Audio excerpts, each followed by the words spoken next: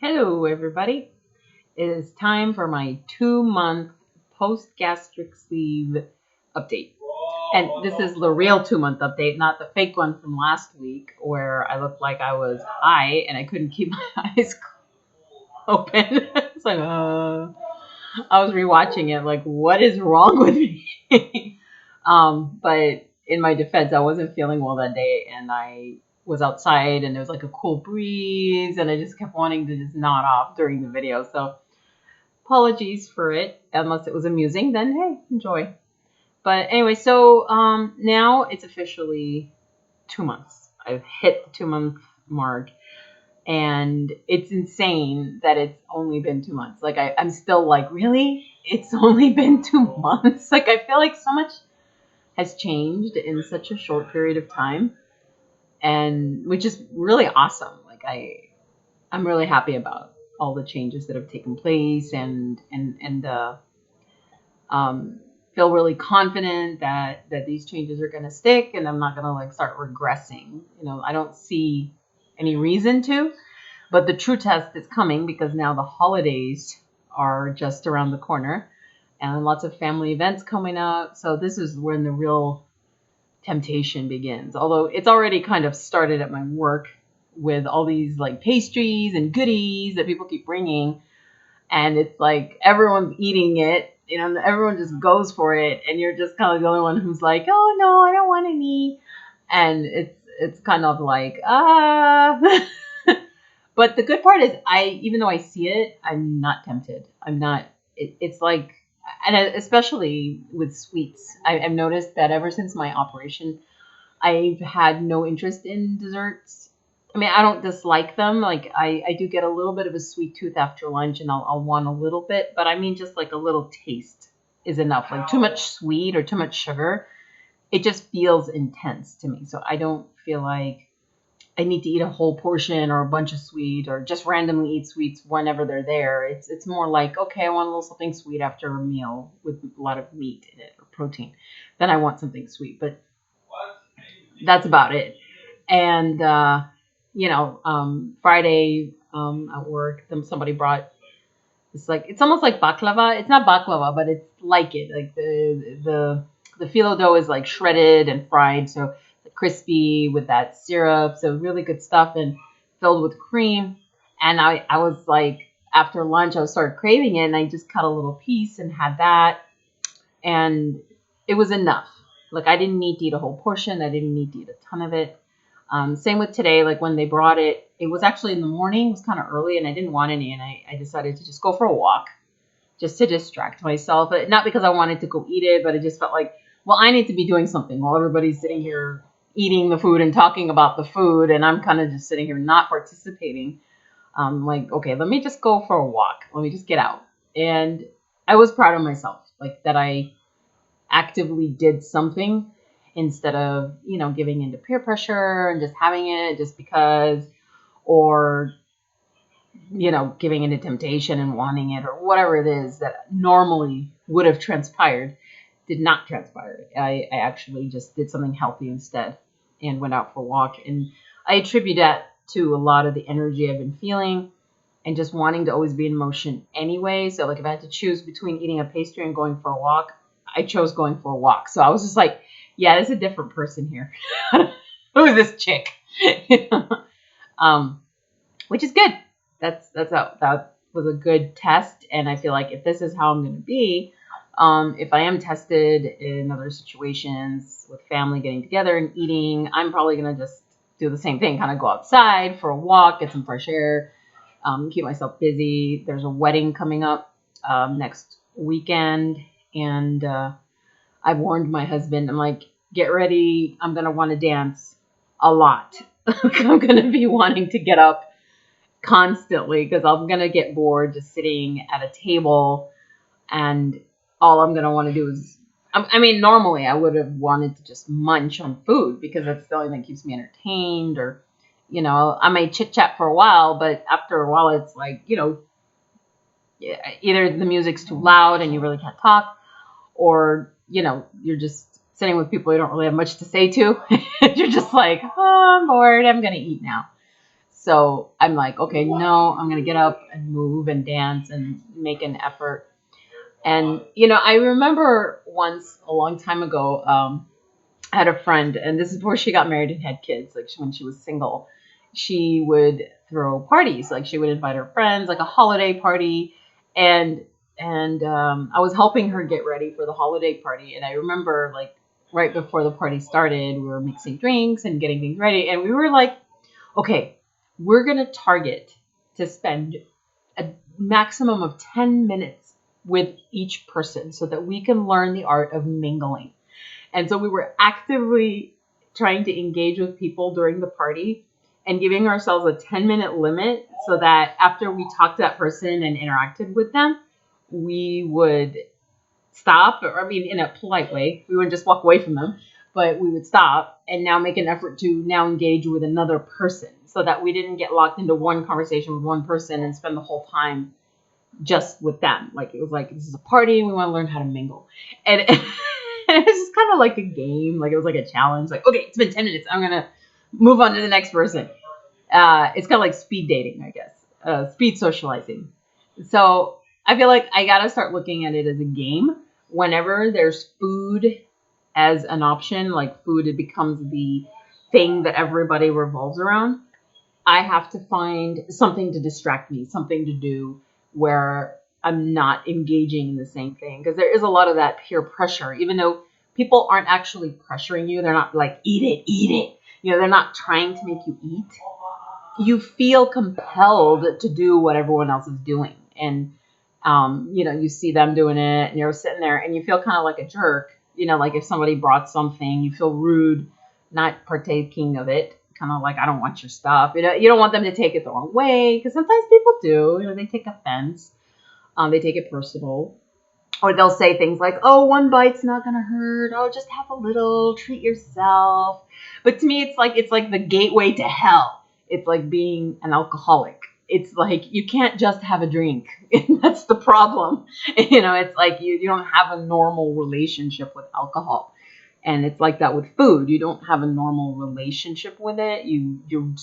I'm still relearning all of that. So there is no, you just have a little. Although, like right now, yes, because of the stomach situation where I can't really eat much, it forces me to not eat a lot. But at some point, the stomach's gonna kind of stop being as temperamental as it's being right now. And that's where I'm gonna be on my own. That's why I'm trying to develop these habits that aren't just solely based on my stomach not allowing me to eat more. It's me going, nah, I'm just going to go for a walk, or I'll be back. Maybe I'll have some later. And I kind of did that today. I did have a little bit later, but I had just literally a little bit, and it was just enough. And I know the number of calories. And it's funny, I'm sitting here thinking, well, I am going to Zumba today, so it's really, I'm going to just burn it right off. So, yeah, I'm going to have a little snack. So, I had to think it through. It wasn't just like I just ate it. I was like actually thinking about it. Like, is it okay for me to eat it? Am I going to be able to burn it off? And, I had a really light breakfast. So, yeah, I can do it. It's like negotiating. It's like dessert negotiations. So, which is cool. Like, I do like that I'm approaching things differently. Because to me, different is good. So that's that. Now into the statistics. So the numbers. I started my journey on August 12th at 231 pounds. And I weighed in this morning at 197 pounds. So big, big, big win for me. As soon as I passed that 200 threshold, that was a big win. Those of you who know me on Facebook, I'm sure you saw the post of my scale showing that 199.8. And, and I even was wary, like I didn't want to weigh in the next day because I was afraid it was going to go back to 200. And I was just kind of like, let me just savor this. Maybe it was a fluke and my scale's going to mess with me and knock me back up to 200. So I kind of avoided the scale for a couple of days and then weighed in again, and I was at 198. And I was kind of like, oh, that's different. It's going down more instead of up and down. And then I, again, waited a couple of days. I didn't want to weigh in again. And then I weighed in this morning, and it was like a debate. I was literally back and forth. Should I weigh myself? No, no, no, no, no. Don't weigh yourself. Don't weigh yourself. And then I was like, oh, but I want to weigh myself. So I finally weighed myself, and I was 197. And I was just kind of like, okay, that's it. I'm entrenched in the 190s now. There's no going back. I'm not going to weigh myself and see a 200 again. And so I'm like, this is so awesome. Like, I haven't been in the 100s in over a year.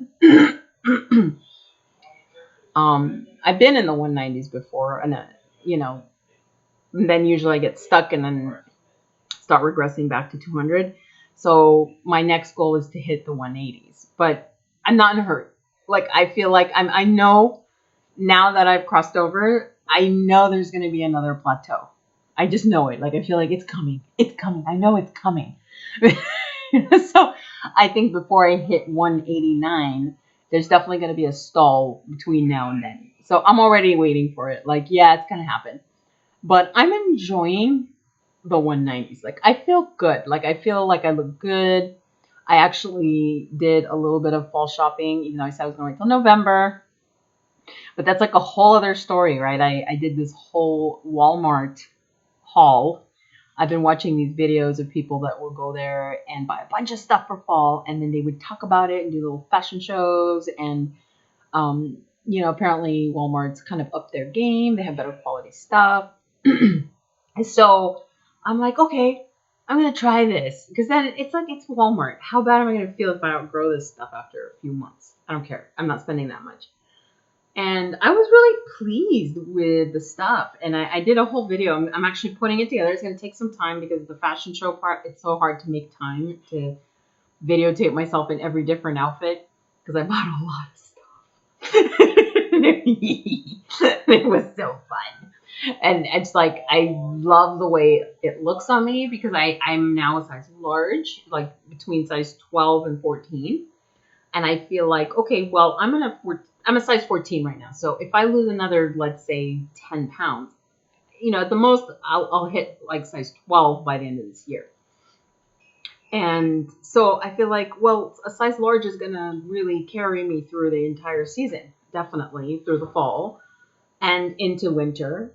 And during winter, we always bundle up anyway. So I feel like I'll be fine until spring. And by springtime, I'll probably need to size down to a medium with my clothes, which is great, because, come spring, I'm going to need a whole new wardrobe again, because my fall clothes are not going to be working for spring, So I feel like this is awesome. It was kind of a reward for me, and I'm excited. And when I do wear these clothes, I feel so good, and they fit me well, and it's just a validation of what I've accomplished so far. So I feel like it was worth it. It's worth it to do that, because I want to enjoy the 190s. I really think that it's going to take a while to hit my next milestone, which is, again, 189 or 180s. I'm just taking it one, number at a time. So I don't want to rush. I don't want it to be about what's the next lowest number I can hit. I don't care. That's what I used to do back in the day, and it would just lead to frustration and discouragement. So now I kind of want to savor every phase of the process and make sure I'm doing everything I can to look my best at any size. And so right now I'm in size large, and I'm enjoying it. And so that's where I'm at right now. And so I've lost a total of 34 pounds so far. That's about a little over 15 pounds a month. So that's definitely a lot more than I've normally lost on a diet. And this is on a diet where I'm really, really, really trying hard to lose weight and struggling. So I feel like it's been coming off. I can't say effortlessly, because really I am eating below 1,000 calories a day, and I'm exercising like an insane person. Like, I'll go for a hike in the morning, and then I'll go do a Zumba class. And then on the end of the day, I feel like, oh, I haven't done anything yet in the afternoon. I need to do an afternoon workout. Like, I'm becoming obsessed with exercise. But to me, it's like, if that's going to be my new addiction, I'm good. It's fine. Another weird phenomenon, I think I brought this up already from the beginning, post-op. I've kind of lost my sweet tooth. I think when they surgically removed 80% of my stomach, they kind of took my sweet tooth right along with it, because I don't crave sweets at all. Like, I really don't. I don't care. And if I do eat something sweet, if I have too much sweet, it's too sugary, I don't like it, or I get tired of it. Like I can only have it in little doses, or else it's just too much, which is amazing because I'm like, dang, like people pay just to be able to not crave sweets, you know? So that has been a great side effect. Um, and then I think that now that I've hit my 2 month milestone, I'm going to now start just doing the monthly check ins. But in the interim, I figure I can do some videos about things that I'm doing, excuse me, that are like lifestyle changes. Because at the end of the day, that's really what it's about. You know, the surgery gives you that edge, it gives you the tool, the crutch, or whatever it is, that it helps you achieve your goals. But at the end of the day, you still need to have goals, and you still need to have an end game in sight. Like you have to know kind of like, you know, who do you want to be at the end of this journey? What kind of person is that? You know, what are they going to look like, or how are they going to act, and how are they going to, you know, live to maintain a lifestyle of somebody at a weight like of 130. Like let's say that's my target, is to be 130. What does a 130-pound person do, right, in their lives to stay 130 pounds? And so that's the kind of stuff I might be doing check-ins on. Like with the fashion haul, I'm going to be showing off like some of the clothes, because for me, your clothes should always flatter you. They should always make you feel the best that you can. You know, you should feel confident. And I definitely feel confident. Like I raise my head, like I have my head up. I look people in the eye. Like I want to say hi to them. When a lot of times I would be just looking down on the floor, not making eye contact. And it's mostly just because I don't want people looking at me. Like if you make eye contact with people, they will look back at you more and they'll notice you. And when you don't feel good about yourself, you don't want them to notice you. So you don't make eye contact, or you look away, or just kind of pretend, you know, I'm not here. Don't look at me. And I noticed I was doing more of that when I was over 200 pounds. And now I notice that I'm much more engaged with people. Like I look at them, make eye contact with them. I don't want them to look at me. It's like, yeah, look at me, look at me. Which is good. You know, that confidence is key, because I mean, it's not just about weight loss. It's not just about being healthy.